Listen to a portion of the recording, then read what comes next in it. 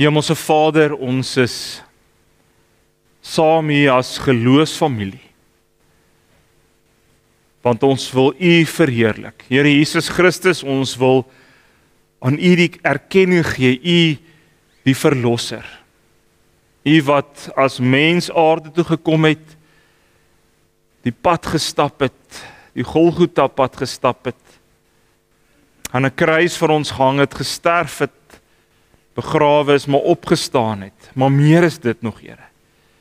U wat weer in die hemel opgeneem is, om weer U regmatige plek in te neem, die posisie wat U het as deel van die God drie-eenheid. Daarvoor wil ons U kom loof en U kom eer, Here. Here, dankie dat dit 'n bewys is, dat dit wat U op aarde kom doen het, suksesvol was, en dat U die aardse deel van wat moet gebeur, afgehandel het. En daarvoor kom sê ons dankie, Here. Dankie dat U dit vir elkeen van ons gedoen het. Dankie dat U liefde en die genade so groot is vir ons. Here, as ons uit U woord gaan saamlees, kom bid ons en kom vra ons dat U woord ook aan elkeen van ons sal seën. Ons vra dit in U naam. Amen. Ons gaan saam lees daar uit Efesiërs 4 uit. Daar vanaf die eerste vers. En ek gaan net die 2020 vertaling lees, so die geskryf is bietjie klein hier by my. So die Efesiërs 4, daarvan vers 1 tot en met vers 16 in die 2020 vertaling. Daarom spoor ek julle aan, ek wat ter wille van die Here 'n gevangene is, om so te leef dat julle die roeping waarmee julle geroep is, waardig is. Deur mekaar met volkome nederigheid en saggeaardheid en met geduld in liefde te verdra. En julle daarop toe te lê om die eenheid wat die Gees bewerk te bewaar deur die band van vrede. Een liggaam en een Gees, soos julle ook deur julle roeping tot een hoop geroep is. Een Heer, een geloof, een doop, een God en Vader van almal, wat oor almal en deur almal en in almal is. Maar aan elkeen van ons is 'n genadegawe geskenk, soos Christus dit uitgedeel het. Daarom staan daar, toe hy opgevaar het na bo, het hy krygsgevangenes weggevoer, hy het gawes aan die mense gegee. Hy het opgevaar, waarop anders dui dit, dat hy eers neergedaal het na die laardele, die aarde. Die een wat neergedaal het, is dieselfde een wat opgevaar het tot bo al die hemele, sodat hy alle dinge kon vul. En hy het sommiges as apostels, ander as profete, ander as evangeliste en ander as herders en leraars gegee om die heiliges toe te rus vir hulle dienswerk, om die liggaam van Christus op te bou, totdat ons almal kom tot eenheid in geloof en in kennis van die Seun van God, en tot volle volwassenheid wat in ooreenstemming is met die volgroeide gestalte van die volheid van Christus. Die doel hiervan is dat ons nie meer klein kindertjies sal wees nie, wat deur onstuimige golwe rondgeslinger word en rondgeswaai word deur elke wind van lering deur mense se slinksheid en die gekonkel waardeur hulle dwaling beplan. Maar dat ons eerder, terwyl ons in liefde aan die waarheid vashou, aan alle opsigte na hom toe sal groei. Hy, Christus, is die hoof, uit wie die hele liggaam harmonieus saamgevoeg en saamgebind, deur die ondersteuning van elke gewrig, volgens die werking van elke deel afsonderlik, die groei van die liggaam bewerk, tot sy eie opbou in liefde. Ek wil vir ons tot sover vanaand lees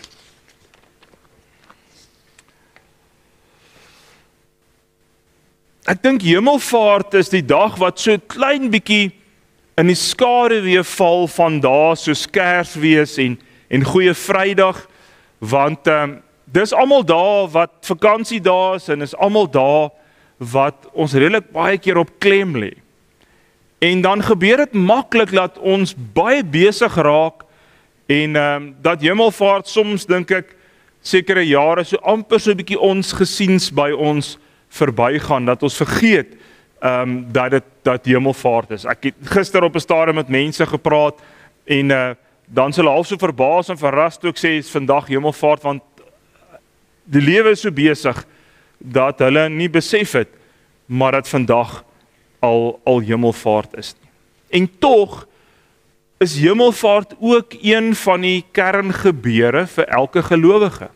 Net soos wat Jesus se geboorte hier op aarde vir ons belangrik was, net soos wat die Paasgebeure vir ons belangrik is, so is die Hemelvaartgebeure ook 'n kernmoment waarin ons as gelowiges moet vashou en moet weet dat dit het gebeur. Jesus Christus wat weer dan sy koningheerskappy in 'n sekere sin opneem. Ek dink net ons verstaan baie keer Hemelvaart verkeerd. Ons sien baie keer Hemelvaart is die viering van die dag waarop Jesus weggegaan het. En ek dink dis baie keer omdat ons vanuit 'n aardse hoek daarna kyk.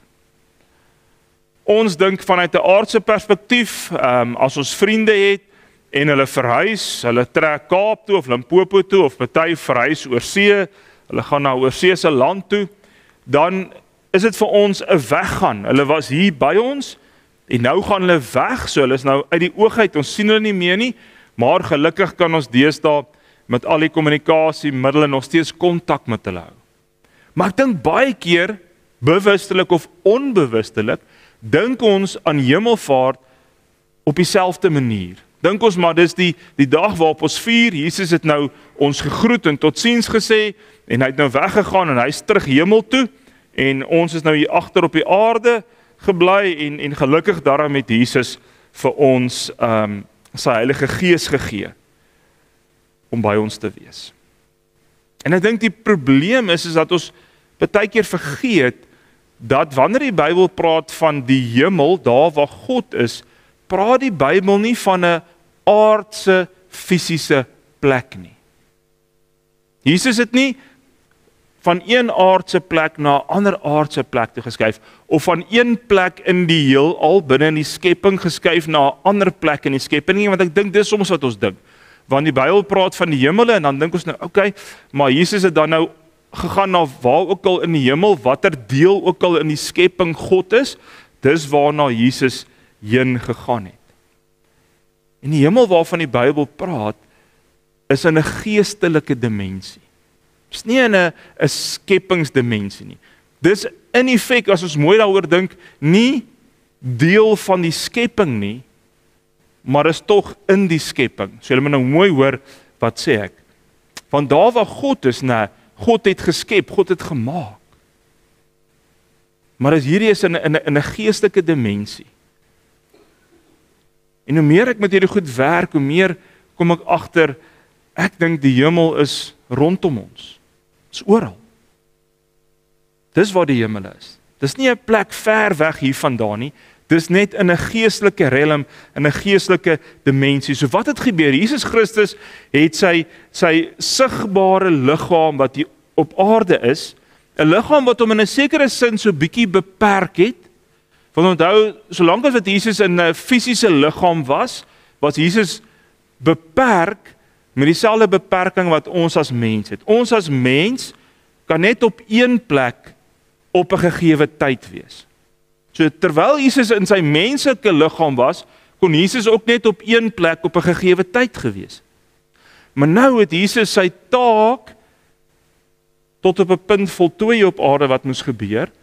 En nou vir die groot raadsplan om verder uitgerol te word, moet Jesus nou hierdie aardse liggaam verlaat, sodat hy kan terugkeer na die geestelike dimensie toe, daar waar God is, sodat die res van hierdie raadsplan kan ontvou. as Handelinge vir ons praat, en Handelinge sê vir ons dat Jesus het met 'n wolk weggeneem geraak. Dan moet daai wolk ons so 'n bietjie herinner aan dit wat ons in die Ou Testament van lees toe die volk deur Egipte getrek het. Nou, toe die volk deur Egipte getrek het, lees ons daar was 'n wolkkolom in die dag wat simbolies was van God se teenwoordigheid. En dan wanneer Jesus hier opgeneem word, dan gebeur dit ook via 'n wolk. En daarom moet ons daai korrelasie maak om te sê, onthou in die Ou Testament was die wolkkolom simbolies van waar God is, God se teenwoordigheid. So as Jesus deur die wolkkolom weggeneem word, dan kom sê Handelinge vir ons, maar Jesus is nou terug na die Vader toe. Hy is weer terug in die geestelike realm. Hy is weer terug daar waar hulle as God drie eenheid is. Hy het sy regmatige plek weer ingeneem. En een van die belangrike redes hoekom Jesus dit gedoen het, kom sê Efesiërs 4 vers 10 vir ons. Efesiërs 4 vers 10 sê die een wat neergedaal het, is dieselfde een wat opgevaar het tot bo al die hemele, sodat hy alle dinge kon vul. So Efesiërs kom mooi vir ons sê, ons moenie dink daaraan Jesus is nou weg, hy's nou verhuis van een plek, van sy aardse adres verhuis na 'n hemelse adres nie. Nee, hy is nou in die hemele opgeneem, maar met die doel dat Jesus nou alles kan vul, dat Jesus nou weer alomteenwoordig kan wees. Want hy is nou nie meer gebonde aan sy fisiese menslike liggaam nie. En nou kan Jesus weer alles kom vul. En ek het vanoggend by 'n skool 'n beeld gebruik en ek wil graag vandag hierdie beeld ook gebruik. Ek is bly hier's 'n paar kinders om te probeer iets prakties daarvan illustreer. Nou hier is 'n bruistablet. Nou hierdie bruistablet kan net op een plek op 'n gegeewe oomblik wees. Hierdie bruistablet kan nie op 'n klomp verskillende plekke op dieselfde oomblik wees nie. As ek vir een van julle hom gaan gee, dan is hy net by jou, né? Hy is dan nie by jou sussie nie. En as ek hom daar vir een van die ander gee, dan is hy net by hulle. En ek dink dis hoe ons kan verstaan Jesus se opneem, sy hemelvaart. Dink miskien is dit ons woorde, ons terminologie wat dit soms vir ons moeilik maak om te verstaan. Nou wil ek vir julle vra, sien julle hom hier binne die tablet? Julle sien hom? So hy is definitief hier binne. Okay, ek jokkie laat hy nie in is nie. Nee, hy is hier in. Okay, nee, dis reg. Ek dink ons moet dalk meer dink aan Jesus se hemelvaart soos dat hy opgeneem is, in die geestelike realm weer. Eerder as noodwendig om te sê maar hy het opgevaar iewers vreemdheen. Hy's opgeneem nou weer ten volle in die geestelike realm waarin Jesus werk en besig is. En die doel is sodat hy weer alles kan vul. En nou gaan ons sien, hierdie bruistablet is besig om heeltemal op te los hier binne in hierdie water. En dan op 'n stadium gaan ons nie meer hierdie bruistablet kan sien nie. Maar is hy nog steeds hier binne dan? Al kan jy hom nie sien nie, of is hy nie meer hier binne nie? Hy is nog steeds hier binne, né? Al sien jy nou nie meer die bruistablet nie, is hy nog steeds hier binne. Die bruistablet het nou die reële houer gevul, kan ons sê eintlik, met sy teenwoordigheid. Maar ek sien hom nie meer fisies nie. Maar hy's nie weg iewers ver nie. Hy's nog steeds hier. En nou, wat kan ek nou doen? Nou was hierdie bruistablet, kon ek net op een plek, op dieselfde plek gewees het, maar nou kan hierdie bruistablet, omdat hy nou opgeneem is, kan nou 'n klomp ander goed vul. So nou kan ek hierdie brystablet gebruik en ek kan 'n klomp goed vul met dit. En alhoewel ek nie die brystablet kan hier binne in sien nie, weet ek dele van hom is hier binne. En ek dink dis meer hoe ons moet gaan dink oor wat hemelvaart beteken. Oor dit wat Jesus kom doen. Ek dink dis wat hierdie teksgedeelte vir my en jou wil kom sê het.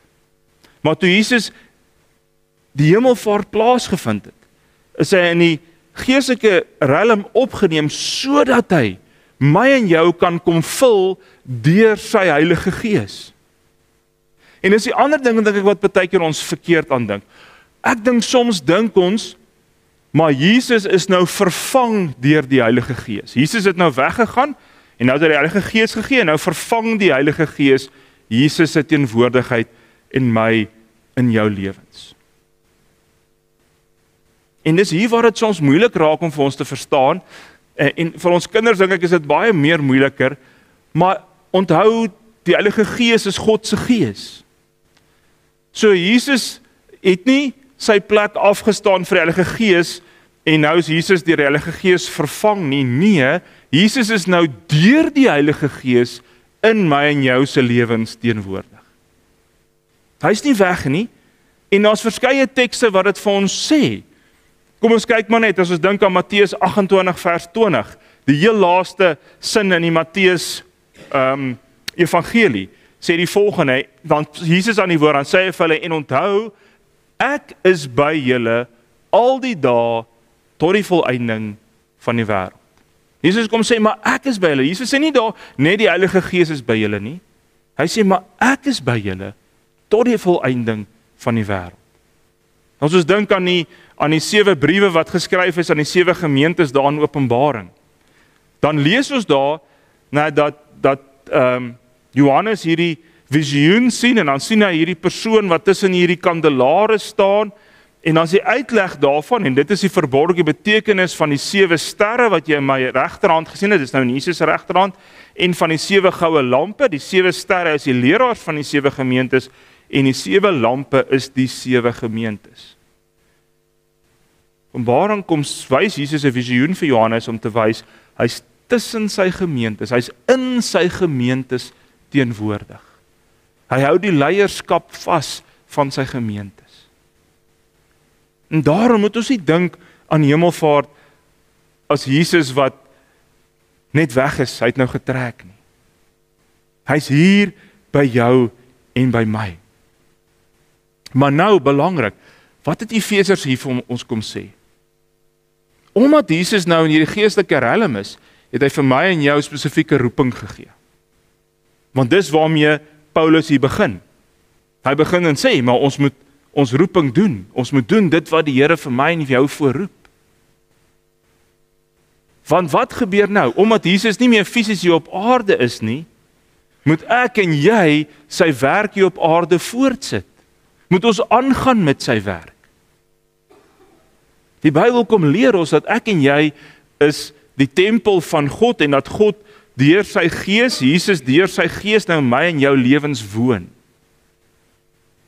Onthou nou, die teks sê, Jesus wil alles kom vul met sy teenwoordigheid. So daar waar ek en jy is God teenwoordig.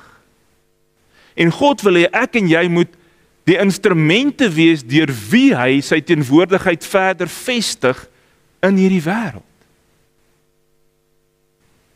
En daarom kom sê Paulus hier, maar dis deel van my en jou roeping. My en jou roeping is om te sê, maar nou laat ek weet, maar Jesus is nie weg nie, hy is by my, hy is in my, hy het my kom vul met sy teenwoordigheid deur sy Gees, moet ek nou daai teenwoordigheid gaan uitleef. En dan in hierdie gedeelte is dit vir Paulus baie belangrik dat daar 'n geestelike eenheid sal wees. Dat dit deel is waartoe ek en jy geroep is. Dan sê hy, maar onthou, terwille van Jesus Christus en wat die Here ons roep om te wees, moet ons mekaar verdra, deur volkome nederig te wees, saggeaard te wees, geduldig te wees, liefde te gee. Die Here sê, dis deel waarvoor hy my en jou roep. En hierdie eenheid wat wat gevestig word wanneer ons liefde betoon en geduldig is en saggeaard is en nederig is, sê hy dan wat kry dan al hoe meer gestalte hier op aarde? Die een liggaam, die een gees, die een hoop, die een Here, die een geloof, die een doop, die een God die Vader, 7 goed wat hy noem. Wat dan al hoe meer begin gestalte kry. Hoekom? Want die Here sê, maar ek en jy maak nou sy liggaam hier op aarde uit. En daarom kom Jesus en dan kom sê Paulus hier, wat het Jesus gedoen? Hy het nie net opgevaar of opgeneem geraak in die hemel nie. Hy het ons nie gelos alleen nie, hy het vir ons 'n klomp gawes ook gegee. Dan sê hy, maar hy gee vir mense verskillende gawes, wat hy wil hê ons moet gebruik, juis sodat die wêreld al hoe meer gevul kan word deur sy teenwoordigheid. En ons elkeen kry gawes. Hier word sekere gawes genoem, spesifieke gawes wat help om die geloofsgemeenskap in 'n rigting te stuur en te lei. Maar dis nie al gawes nie. Ons elkeen kry gawes, sodat ek en jy 'n verskil in hierdie wêreld kan maak, sodat die liggaam van Christus kan groei, sê hierdie gedeelte.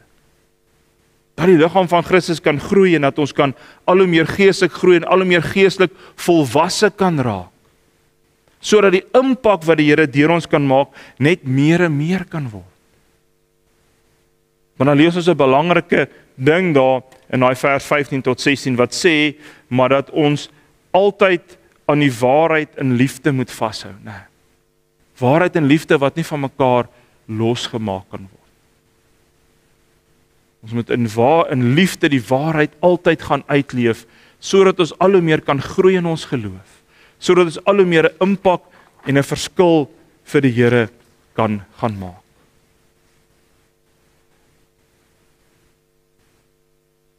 Jesus is nou dalk nie meer fisies sigbaar hier op aarde. Maar hy wil my en vir jou die hele tyd kom vul met sy teenwoordigheid. Hy hou ons steeds vas. Hy lei ons nog steeds. Hy is nog steeds besig om die wêreld te transformeer, dat die wêreld al hoe meer kan word dit wat hy graag wil hê die wêreld moet wees, maar hy gebruik vir my en jou om dit reg te kry. Maar dit kan net gebeur wanneer ek en jy toelaat dat die Here Jesus met sy teenwoordigheid ons al hoe meer kom volmaak en kom vul, en ons al hoe meer kies om dit te gaan uitleef na 'n stikkende wêreld waar daar buite dit so nodig het. En dan gaan dit realiseer, dit wat in vers 6 staan. Vers 6 van Efesiërs 4 sê, een God en Vader van almal, wat oor almal en deur almal en in almal is. Dan begin hierdie al hoe meer realiseer in hierdie wêreld waarin ons leef. Dit wat God wil hê moet gebeur, dat almal hom sal erken, dat daar net een God is en net een Vader is. Hy wat oor almal is, hy is koning oor almal, maar hy is ook die een wat deur almal wil werk. Maar hy is ook die een wat in almal van ons se lewens teenwoordig wil wees, as ons hom toelaat om teenwoordig te wees. Ek wil afsluit met 'n gedig wat Neil Jackson vir ons aangestuur het. En toe ek nou vanmiddag op 'n stadium weer na die gedigte wat hy aangestuur het kyk, toe sien ek hierin pas nou eintlik so mooi in by wat Efesiërs 4 sê, so ek wil hom graag vir ons lees. Voordat hy weg is, hy wat dood in die graf gelê is, hy wat in 'n godswonder weer tussen ons gestaan het, hy wat met mondhoeke wat net wou glimlag vir Thomas genooi het, kon voel waar die spies en die spykers in is. Voordat hy weg is, het hy oor ons geblaas, gesê ons moet die Gees ontvang. Op 'n dag verdwyn hy in 'n wolk. Om daarvan sin te maak, het hy tyd gevat. Maar ons het onthou, daar was die trek deur die woestyn, God in 'n wolk, wat by ons moeders en ons vaders was. Ons het onthou hoe hy oor ons geblaas het. Sy gees was daar. Ons het geweet, al is hy weg, is hy by ons. Is hy nader aan ons as ons asem. Ons het nie weer alleen gevoel. En mag dit so wees vir elkeen van ons ook, dat ons weer met hierdie hemelvaart ook sal beleef dat Jesus nader as ons eie asem aan ons is, soos wat Niels dit so mooi verwoord het. En mag ons uitsien na die viering weer van die uitstorting van die Heilige Gees, dat ons sal uitsien na die herdenking en die vier ook van die Heilige Gees wat uitgestort geword het, nadat Jesus in die hemel opgeneem is. Kom ons sit net so en dan bid ek vir ons. Dankie Here Jesus dat ons net weer vandag kan besef en uit die woord uit kan net weer hoor Here Jesus dat U nie weggegaan het nie, dat U nie hier op aarde van een plek weggetrek het na 'n ander plek iewers in die skepping nie. Here, maar dat U net weer U regmatige plek in die geestelike realm ingeneem het. Dat U terug is na die geestelike dimensie. Maar dit nie beteken dat U ons alleen gelos het nie, maar dat U dit juis gedoen het sodat U nou oral teenwoordig kan wees. Juis gedoen sodat U alles kan vul met U teenwoordigheid en so ook vir elkeen van ons deur die Gees kan kom vul met U teenwoordigheid. Daarom dankie Here dat daar 'n hemelvaart was. Dankie dat U by ons is en dat U selfs nader as my eie asem aan my is. En dankie dat dit my moed gee en hoop gee. Ja, help ons dat ons dan sal besef, Here, omdat U in ons elkeen is dit so belangrik dat daar 'n geestelike eenheid sal wees tussen ons as gelowiges. Want Here, Paulus kom sê dit so mooi, Here, dat dis dieselfde Gees, dis dieselfde doop, dis dieselfde God wat in elkeen van ons leef. En daarom help dat ons so sal leef, dat ons sal streef na geestelike harmonie onder mekaar. Dankie Here dat U vir ons verskillende gawes gegee het, juis om U teenwoordigheid in hierdie wêreld te laat uitbrei. Dat U juis vir ons gawes gegee het sodat ons U teenwoordigheid verder kan neem. Sodat meer mense U kan leer ken, sodat meer mense hulle lewe vir U sal oopstel, sodat hulle ook gevul kan word met U teenwoordigheid in hulle lewens. Ja, Here, dankie dat ons kan deel wees van U geestelike liggaam en Here, help ons dat ons sal groei as geestelike liggaam, ook hier as gemeente, dat ons in ons geloof sal groei en net al hoe meer 'n impak en 'n verskil sal maak. Here, sodat Efesiërs 4 vers 10 net meer en meer kan realiseer, Here, dat meer en meer mense sal erken, Here Jesus, dat U die enigste verlosser is en dat die Vader die enigste God is. En sal erken dat Hy bo almal is en in almal is, maar ook graag deur almal wil kom werk. Here, help dat ons werklik so sal leef, dat ons tot seën vir ander sal wees. Dankie Here dat U hemelvaart ook vir ons kom sê dat ons deel het aan die oorwinning wat U behaal het. En dat ons kan leef vanuit daai oorwinning uit. Nou reeds kan leef vanuit die oorwinning wat U vir ons elkeen behaal het. Met dit wat U vir ons kom doen het. Amen.